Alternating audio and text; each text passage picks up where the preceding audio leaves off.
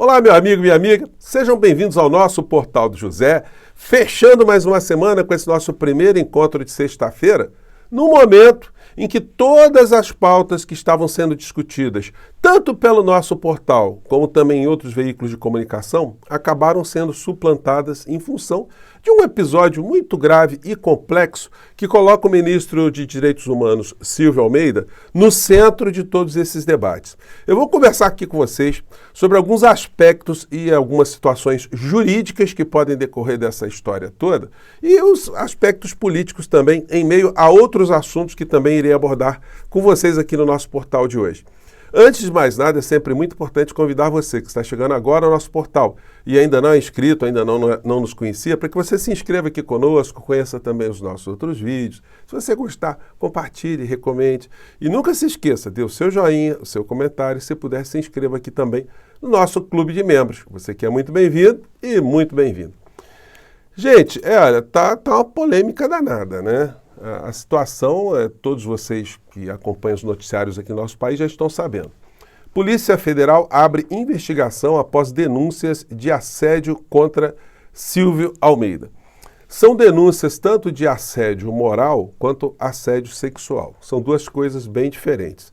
O assédio moral é aquela situação em que alguém que está ocupando uma posição de comando e constrange pessoas a fazer situações que a pessoa não deveria fazer, não seria obrigada a fazer, mas ela acaba fazendo porque é o chefe que está mandando. E a outra questão envolve uma figura que está no Código Penal, no artigo 216-A, que classifica como assédio sexual a pressão que alguém que esteja num cargo de comando, de chefia, alguém que tem uma influência, tenha poder de mexer no futuro ou na vida da vítima, exerce contra ela em determinado momento. Porque se a vítima não se comporta atendendo aos desejos sexuais do autor, a pessoa acaba sofrendo algum tipo de reprimenda, né? Algum tipo de consequência. O artigo é esse aqui, ó. Constranger alguém com o intuito de obter vantagem ou favorecimento sexual, prevalecendo-se o agente da condição de superior hierárquico ou ascendência inerentes ao exercício do emprego, cargo ou função. Detenção de 1 a 2 anos.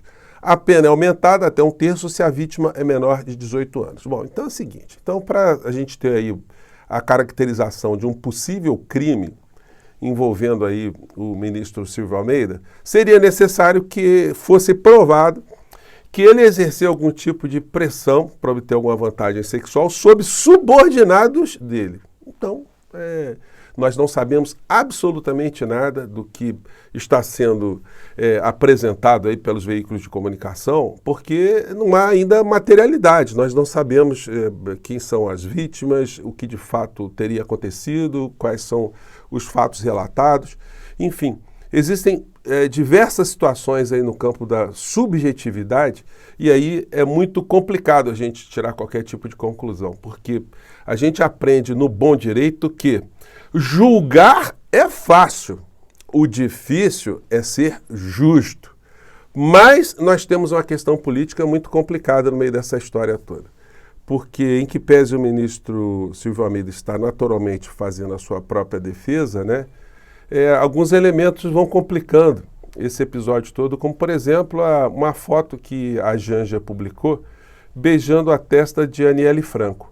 Isso acompanhado de um silêncio de Aniele Franco até o momento atual que eu estou falando aqui com vocês. Isso tudo, gente, é uma coisa, pode até criar uma briga doméstica dentro lá da casa do presidente da República, né? Porque a Janja está influenciando na opinião pública com esse tipo de comportamento. Ela projeta uma série de interpretações com esse tipo de fato que ela está colocando. É uma fotografia que apresenta uma solidariedade à ministra Aniele Franco. Tem uma outra questão também que foi o Ministério de Direitos Humanos.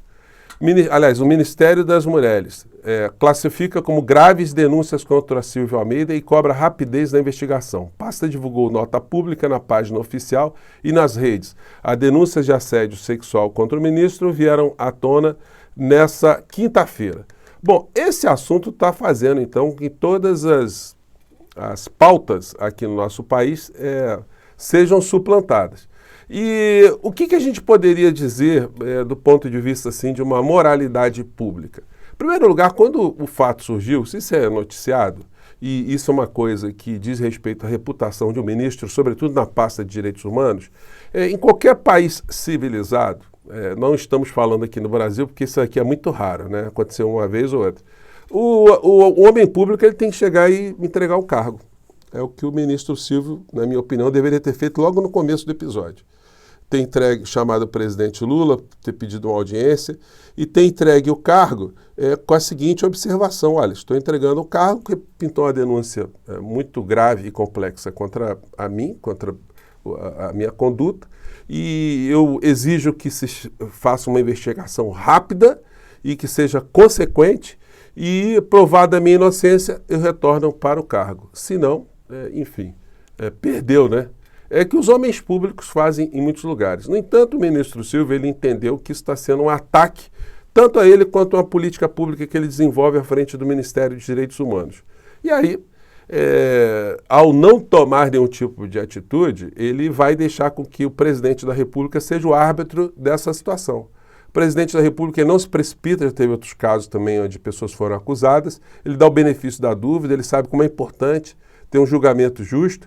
Mas a situação do ministro Silvio ficou muito complicada. Eu acho que até o final do dia ele não deverá mais estar no governo aí. Eu acho que deve ser apresentada uma nota dele mesmo, como se ele mesmo estivesse tomando essa iniciativa, né? Mas certamente ele será pressionado pelo presidente Lula a se manifestar, porque é um ponto muito sensível do governo, né? Então, gente, não dá para fazer nenhum tipo de julgamento dessa história. O que nós temos que aguardar são os acontecimentos se desdobrarem, as revelações, tanto da inocência quanto de uma acusação ou de uma responsabilização, serem materializadas para que a gente possa fazer um julgamento mais justo dessa história, né? Fora isso, são precipitações, né? Então, essa é a situação que eu queria trazer, pelo menos alguns elementos aqui para a sua reflexão, mostrando que, em primeiro lugar, não há crime, mas havendo, no final da história, uma comprovação de uma conduta, será uma conduta moralmente inconcebível, insustentável, né? Mas isso tudo depende dos fatos que vão surgir. Bom, fazendo um corte, voltaremos mais tarde repercutindo ainda o que vai acontecer durante esse dia e vamos entrar agora em outras pautas. O enquadramento político do Supremo.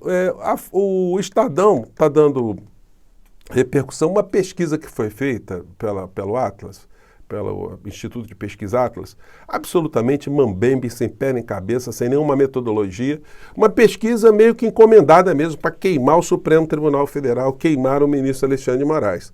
Colocando perguntas abstratas, né? Você acha que o ministro está exagerando ou não está exagerando? Bom, como você tem uma grande parcela de pessoas que são bolsonaristas e outras não, quem é bolsonarista vai dizer que sim.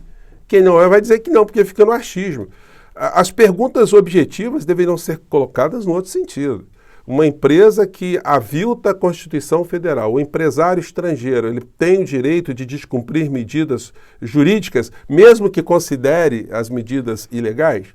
Enfim, são perguntas sobre fatos que estão sendo decididos e não aquilo que as pessoas acham em cima do subjetivismo, né?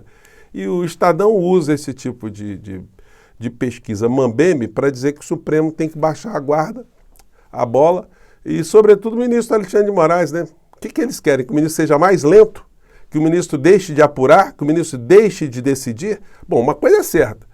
Depois dessa história toda, esses inquéritos todos, eles ganham mais força para serem concluídos, mas eles só se arrastaram durante tanto tempo, isso ninguém fala, né? Porque nós não tivemos um procurador-geral da República que tivesse tido a capacidade mínima de exercer aquilo que a Constituição manda, ou seja, de pegar esses fatos todos e denunciar. O ministro Alexandre de Moraes sabia que, diante de todos os crimes que estavam sendo apurados e materializados, se ele jogasse para o Procurador-Geral da República, isso tudo iria para a gaveta. Só que agora nós temos um outro Procurador-Geral da República. E esse Procurador-Geral da República, em que pese estar fazendo vários atos positivos, está numa lerdeza absoluta também, o que é objeto de críticas todos os dias aqui no nosso Portal do José. Bom, passando para outro assunto, Investidores que ajudaram Musk a comprar Twitter já perderam bilhões. Falei com vocês sobre isso ontem e ele vai perder mais dinheiro. Pesquisa aponta que 26% dos publicitários planejam cortar repasses para X em 2025. Gente, no plano mundial, o Musk é super queimado. As pessoas estão vendo que ele está tomando uma postura parcial, uma postura de ataque à democracia brasileira, que ele é incoerente, que em outras nações ele não faz isso. Então, isso tudo não passa despercebido pelo olhar de uma pessoa que está isenta, está independente, está olhando o que está acontecendo.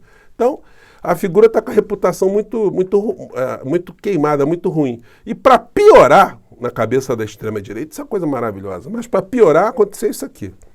Trump diz que Elon Musk vai liderar a comissão de eficiência no governo em eventual segundo mandato. Será um cargo quase de ministro no governo Trump, se Trump vier a ser eleito, né? O que nós estamos aqui torcendo para que não aconteça.